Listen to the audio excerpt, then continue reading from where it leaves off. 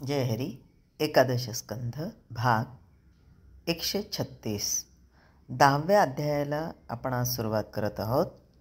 यामध्ये नेमकं काय काय आहे याचा थोडक्यात आपण विचार करूया.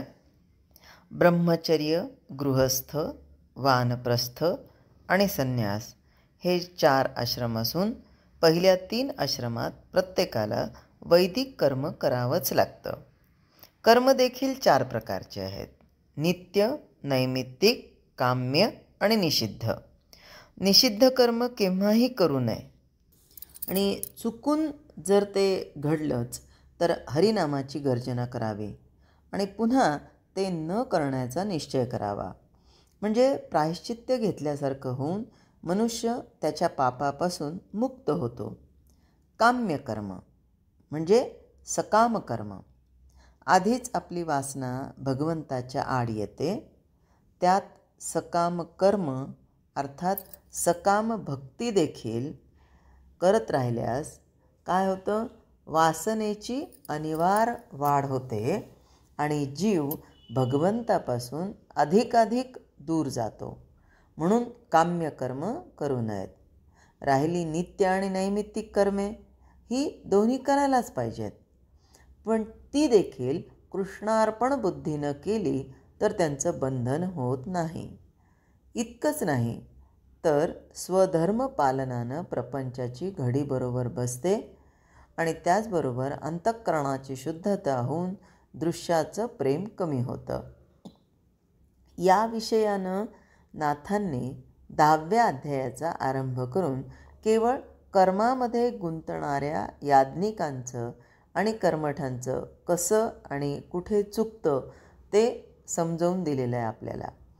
आत्मज्ञान हे जीवनाचं ध्येय असल्यामुळं स्वभावतःच जड असणाऱ्या कर्मांनी त्याची प्राप्ती होत नाही. त्याच्यातून बाहेर पडून आत्म्याला कसं प्राप्त करून घ्यावं किंवा झोंबावं हे फक्त सद्गुरूच शिकवतात. आता का असं करावं, म्हणजे झोंबावं हा शब्द का आला असेल तर बघा, आपण सगळेजण जास्तीत जास्त देहबुद्धीवरच असतो. जास्तीत जास्त काय, नेहमीच देहबुद्धीवरच असतो आणि संत हेच फक्त आत्मबुद्धीवर असतात.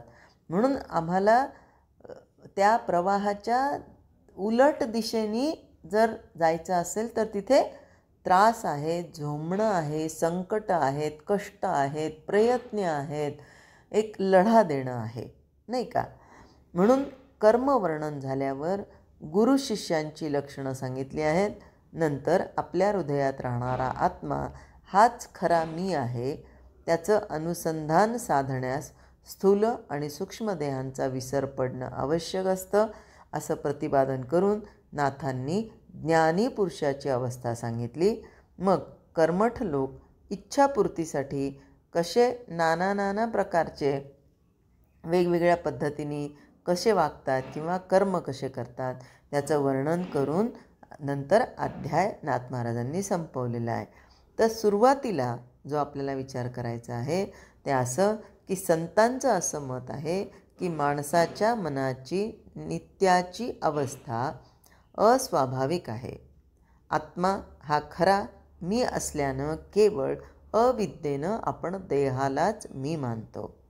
त्यामुळं संपूर्ण दृश्य खरं वाटू लागतं. दृश्य पूर्ण खरं वाटणं हाच भवरोग आहे. भव म्हणजे काय? सारखं होणं किंवा बदलणं. बदलणारी वस्तू अशाश्वत असते. म्हणून अशाश्वताला शाश्वत मानलं की आनंदावर झाकण येऊन माणसाला दुःख भोगावं लागतं.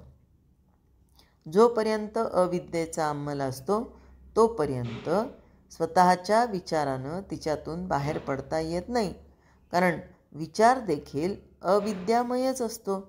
यासाठी मूळ रोगाला औषध देऊन बरं करणारा सद्गुरू धन्वंतरी लागतो.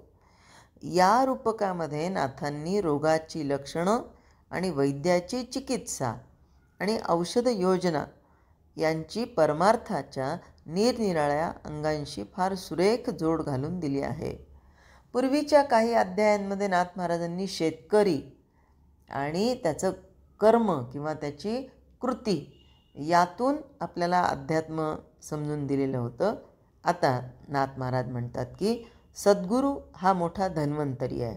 इथे सद्गुरू धन्वंतरी या रूपकातून आपल्याला समजून देत आहेत. नाथ महाराज म्हणतात, त्याला माझा नमस्कार असो. संसारात माणसाला होणारा भवरोग दूर करणं एका सद्गुरूशिवाय कोणालाच साधत नाही. कित्येक वेळा केवळ त्याच्या दृष्टीनंच मनुष्य रोगमुक्त होतो. आपण जर गुरुचरित्र वाचलं किंवा गजानन महाराजांची पोथी वाचली, गजानन विजय, तर त्यातून आपल्याला लक्षात येतं. स्वामी समर्थांचं चरित्र वाचलं तर त्यातून लक्षात येतं की दृष्टीनेच मनुष्य रोगमुक्त कसा होतो. भवरोग अति बळावल्यानं शारीरिक आणि मानसिक तापांनी लोक नुसते फणफणतात. आता हे कशामुळे असं सांगितलं तर वैद्य या भूमिकेतून, सद्गुरू धन्वंतरी या भूमिकेतून नाथ महाराज आपल्याला ज्ञान देत आहेत. तर शारीरिक आणि मानसिक तापांनी लोक नुसते बळावतात, म्हणजे मोठे झाले किंवा त्याच्याशी एकरूप झाले तर त्यांना ताप येतो आणि ते फणफणतात, म्हणजे ताप वाढतो, खूप ताप वाढतो. आणि त्या तापात मी आणि माझं या संकल्पांनी उगीच काहीतरी बडबडतात. द्वैताचं दुखणं झाल्यानं त्यांच्या तोंडाची चवच जाते, सारं तोंड कडवट होतं. हे तापेमधले लक्षण आहेत की नाही. म्हणून ते कटुवचन बोलतात. त्या रोगानं सन्निपात होतो आणि सन्निपातामध्ये लोक विवेकाला लाथ मारून बाजूला सारतात, धैर्याला हातानं ढकलून देतात आणि वासनामय वनात भटकतात. असं भटकत असता मनोरथरूपी चिखलात ते पडतात, संकल्पांच्या मृगजळात बुडतात आणि स्वर्गाच्या टेकडीवर धडपडत चढताना पाय निष्ठून खाली पडतात. मग त्यांना आसक्तीची काटेरी झुडपं ओरबाडतात आणि लोभरूपी बोरींचे काटे बोचतात. भवरोगी लोक प्रपंचाच्या गळ्याला घट्ट मिठी मारून बसतात आणि झोडपलं तरी तिथून हलत नाहीत. आपण पिक्चरमध्ये वगैरे बघतो बघा, ते भूताची बाधा एखाद्याला झाली असेल तर त्याला काहीतरी लिंबाच्या पाल्याने झोडपतात, मारतात आणि म्हणतात, निघ इथून, उठ इथून, सोड याला, सोड याला. पण तरी ते भूत सोडायला तयार होत नसतं. आणि मग ते पुढचं मांत्रिकाचं जाऊ द्या, आपल्याला तो नाही अभ्यास करायचा. आपल्याला याच्यामध्ये काय विचारायचं आहे, विचार करायचा की हे जे घट्ट मिठी मारणारं कोण आहे, प्रपंचाचं भूत. कसं आहे तर कुणाला, भवरोग्याला. आता हा भवरोगी म्हणजे कोण, तर त्याला सतत होणं आहे, पाहिजे आहे, काहीतरी बदल आहे त्याला. याला कितीही कुणी म्हणलं ना, अरे हा भवरोग म्हणजे हा प्रपंच खोटा आहे, परमार्थ खरा आहे. मग प्रपंचिते भाग्य परमार्थी वैराग्य, तुला परमार्थ प्राप्त करायचं तर वैराग्य पाहिजे. हे प्रपंच खऱ्या अर्थाने नसतो, याला आपण भाग्यवान म्हणतो, याला आम्हाला मिळाला म्हणून आम्ही धनवान, गुणवान, रूपवान, याला काहीच अर्थ नाही आहे. पण ते त्याला पटतच नाही. भवरोगानं त्यांना भ्रम होतो. त्या भ्रमाच्या पायी जे खाऊ नये ते खायला लागतात, करू नये ते करू लागतात आणि स्त्रियांच्या मागे मागे धावतात. पैशाच्या काळजीनं त्यांना हुडहुडी भरते.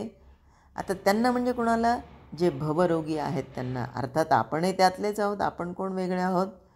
आणि मग काय होतं, पैशाच्या काळजीनं त्यांना हुडहुडी भरते, त्यांचं अंग थरथरतं आणि भयानं त्यांना डबडबून घाम येतो. मग कुठेतरी बाजूला जाऊन ते पडतात. जेव्हा त्यांच्या अंगात भोग लालसा अनिवार्य होते तेव्हा खाटेवर किंवा जमिनीवर त्यांना स्वस्थ पडून राहावं लागतं.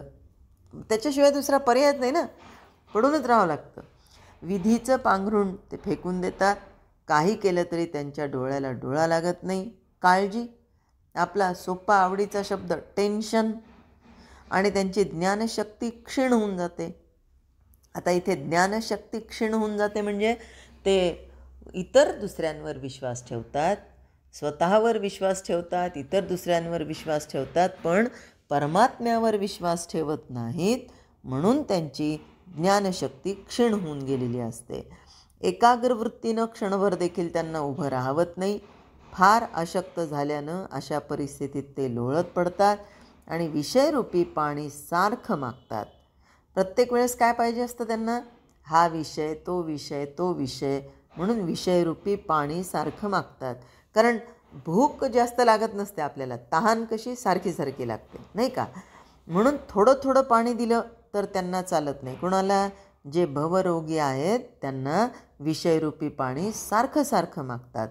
एवढ्यानं आमची तहान भागते का? नाही. आम्हाला पोटभर पाणी पाजा असं म्हणून ते पाण्याला झोंबतात, म्हणजे त्याच्याशीच एकरूप होतात. सारखं कुपथ्य करत राहिल्यानं ताप अंगात मुरतो आणि क्षयाची भावना होऊन शरीर अगदी क्षीण होऊन जातं. क्षीणता तर क्षणोक्षणी वाढतच जाते. अनेक विकार उत्पन्न होतात आणि त्यामुळं भयंकर काळजी लागून सुख सर्वस्वी नाहीसं होतं. या रोगाची तऱ्हा अशी काही विलक्षणं आहे की माणसाला गोड असलेला परमार्थ कडू लागतो आणि विषासारखा कडू असलेला विषय गोड लागतो. कसा? तर विषय विषाचा पडी पाडू, गोड परमार्थ लागे कडू, कडू प्रपंच तो गोड वाटतो. त्याच्यातच मन एकाग्र होत जातं.